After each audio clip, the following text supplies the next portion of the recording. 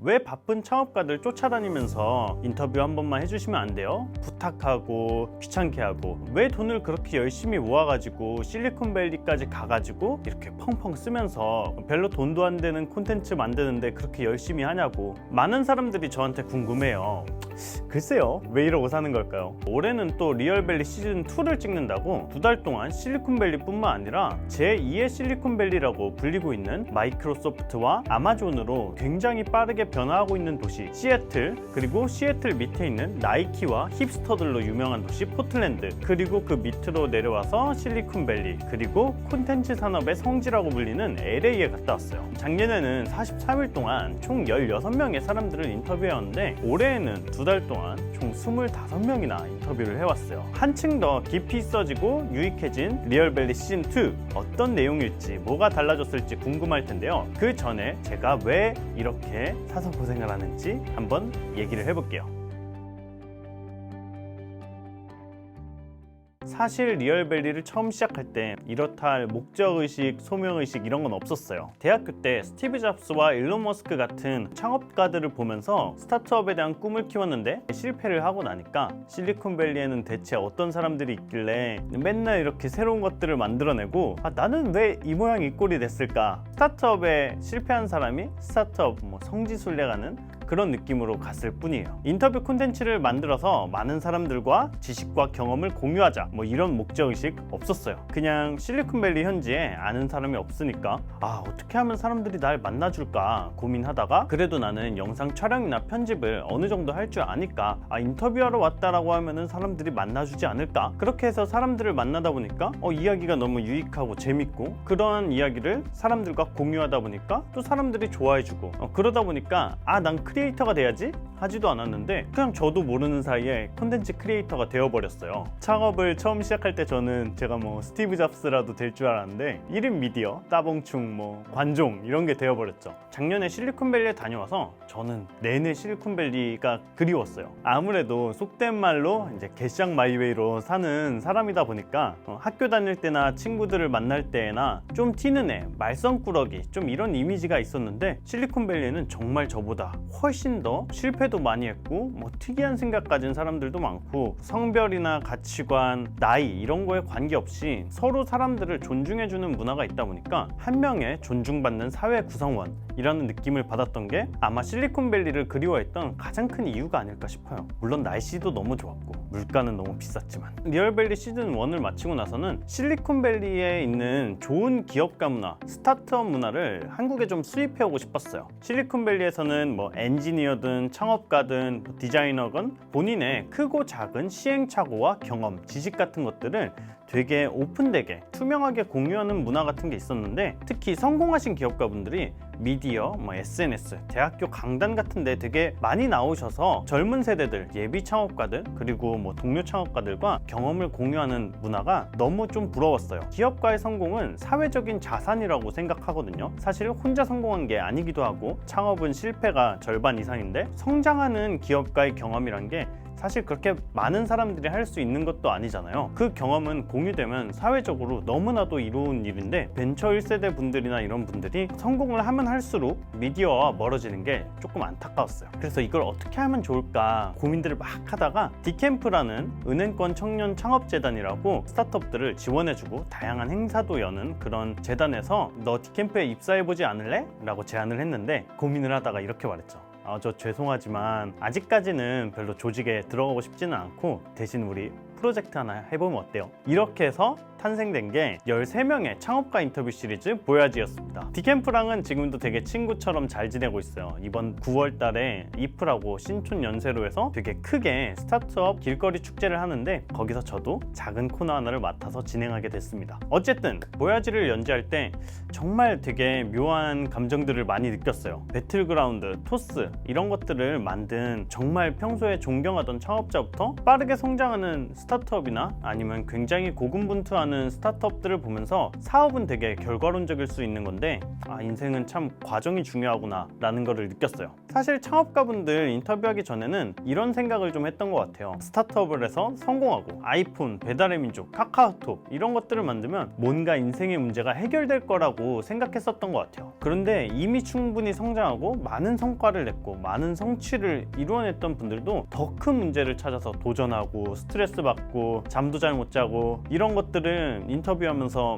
옆에서 지켜보다 보니까 인간의 문제는 끝이 없고 자기 행복이라는 게 참 중요하구나 라는 거를 오히려 느낄 수 있었던 것 같아요. 그리고 또 성공이라는 것, 성공의 성취감이라는 건 생각보다 되게 잠깐이구나 라는 것도 느꼈던 것 같아요. 예를 들어 그렇잖아요. 카카오톡이 처음에 나왔을 때 우리는 그때 이제 통신사에 문자 건당 20원 이렇게 내고 썼잖아요. 근데 이거를 카카오톡이 무료로 해버리니까 우리는 카카오라는 기업을 거대 통신사와 맞서 싸우는 정말로 정의롭고 선하고 좋은 기업 이렇게 응원을 많이 했었잖아요. 근데 불과 몇 년이 지난 지금 보면은 카카오 이렇게 돈 벌려고 여기저기 너무 확장하는 거 아니냐, 문어발 아니냐, 이런 이야기들도 우리가 종종 한단 말이죠. 카카오가 변질됐다 이런 이야기를 하는 게 아니라 이런 것들을 보면서 스타트업이라는 게 성공의 순간이란 건 굉장히 짧고 내가 중요하다고 믿는 가치, 그것들을 묵묵히 해나가는 과정이 훨씬 긴 게 아닌가 이런 생각을 하게 됐습니다. 솔직히 말하면 예전에 약간의 마음속에 선민의식 같은 게 있지 않았나 이런 생각도 했어요. 내가 갖고 있는 기술과 열정, 아이디어를 갖고 남들이 해결하지 못하는 문제에 리스크를 떠안고 뛰어드는 스타트업 하는 애들이 그래도 다른 애들보다 조금 더 멋있는 게 아닌가 이런 생각을 했었던 것 같은데, 보야지 시리즈를 연재하면서 오히려 모든 사람들이 하는 일이 다 의미가 있고 고귀하다는 거를 많이 느끼게 됐던 것 같아요. 예전에는 남들이 말하는 것처럼 꿈, 열정, 도전 이런 걸로 스타트업을 이해를 했다면은 최근에는 조금 더 기술과 아이디어를 통해 자기 주도적으로 내가 중요하다고 생각하는 문제를 해결해 나가는 경제활동, 삶에서 중요한 것들이 되게 많잖아요.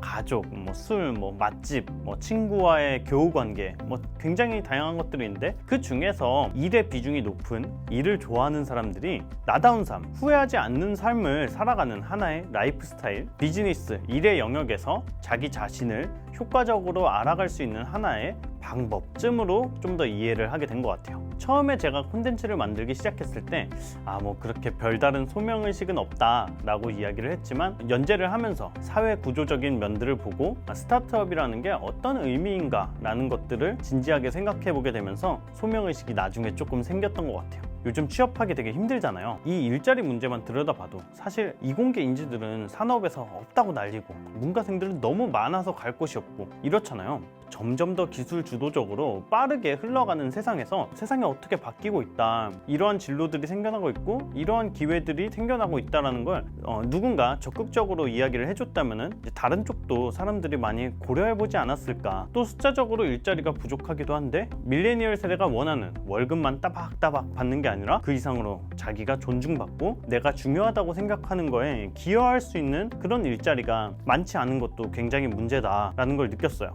조금 더 새로운 가치관에서 만들어진 기업들이 많아져야 된다라는 생각도 많이 들면서 스타트업에 대한 이야기를 내가 더 열심히 해야겠구나 라는 생각도 들었어요. 또 요즘 한국 전체적인 경제적으로 보면은 제조업이 많이 힘들잖아요. 정말로 우리나라가 지금도 세계적인 제조업 국가긴 한데 중국이나 인도, 동남아에서 많이 쫓아오니까 새로운 성장 동력이라는 게 필요한 시대가 된 것 같아요. 제조업 외에도 소프트웨어라든지 생명공학이라든지 다양한 비즈니스가 발전해야 되는데 이러한 진로도 있고 이 산업을 발전시키려면은 어떠한 방향으로 나아가야 된다라는 이야기도 약간은 해보고 싶게 되더라고요. 그래서 리얼밸리 시즌 1에서는 실리콘밸리로 날아간 사람들에 대해서 주목을 했다면은 조금 더 구체적으로 실리콘밸리는 어떻게 일하고 어떻게 투자받고 스타트업이 어떻게 성장할까, 이런 시스템적인 문제를 조금 더 들여다보고 싶어서 올해 한 번 또 미국에 나갔다 오게 된 겁니다.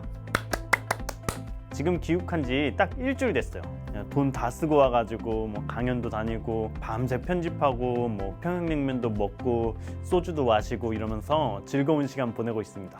리얼밸리 시즌2에서는 실리콘밸리에 있는 한국 스타트업들을 굉장히 많이 다뤘어요. 또 실리콘밸리의 조직 문화, 실리콘밸리가 돌아가는 어떤 메커니즘 같은 것들을 조금 더 깊게 들여다보기 위해서 실리콘밸리 현지에 있는 사람들이 열렬하게 토론하면서 쓴 국내 최고의 실리콘밸리에 관한 웹진 실리콘밸리를 그리다 팀과 같이 협업을 했어요. 또 제2의 실리콘밸리라고 불리는 시애틀에 갔을 때는 시애틀 최고의 테크 업계 프로페셔널 모임 창발이라는 그룹에 있는 사람들과 같이 이야기를 나눠가면서 왜 사람들이 시애틀로 가게 되는지 뭐 이런 것들에 대해서도 다뤄봤어요. 리얼밸리 시즌 1 때 안 다뤘고 여러분들이 굉장히 많이 궁금해하는 넷플릭스, 아마존, 에어비앤비 같은 기업들도 방문해서 그곳에서 일하는 사람들의 이야기도 많이 담았습니다. 솔직히 일하는 문화나 시스템 이렇게 콘텐츠가 깊게 들어가면은 이렇게 좋아요가 많이 잘 안 눌리는 것 같아요. 좀 어렵다 보니까 점점 길어질 수밖에 없고 리얼밸리 시즌 1처럼 정말로 바이럴이 많이 될까, 많은 사람들이 볼까, 이거는 좀 아닐 것 같은데 스타트업에 관심 있는 분들, 내 직장 문화를 개선하고 우리 팀이 커뮤니케이션하는 방식을 개선하고 싶은 분들, 미국에 진출하고 싶은 분들한테는 정말 많은 도움이 될 거라고 생각합니다. 좋은 소식이 하나 있어요. 리얼밸리 시즌 1을 찍을 때는 저 혼자 카메라, 삼각대, 배낭 하나 딱 메고 혼자 어렵게 실리콘밸리를 누비면서 영상을 제작했었거든요. 근데 올해에는 팀원 2명이 같이 붙어서 셋이서 미국을 돌아다니면서 찍느라고 저는 좀 더 내용에 많이 신경을 쓰면서 육체적으로는 좀 더 편하게 다녀올 수 있었어요. 또 제 콘텐츠가 케이블 TV에 나가게 됐어요. CJ에서 운영하고 있는 다이아 TV라는 채널에 제 콘텐츠가 매주 화요일 오후마다 정기적으로 나가게 됐는데 젊은 사람들, 아는 사람들만 주로 기술 변화와 스타트업에 대해서 찾아보는 경향이 있었는데 이제는 집에서 엄마와 아빠, 아이들이 같이 있을 때 이렇게 막 채널을 돌리다가 우연찮게 제 동영상이 나오면서 세상이 어떻게 바뀌고 있고 그리고 스타트업이라는 진로도 있고 이런 것들에 대해서 조금 더 많은 사람들에게 전달된 여건이 마련이 된 것 같아요. 좋은 일이죠.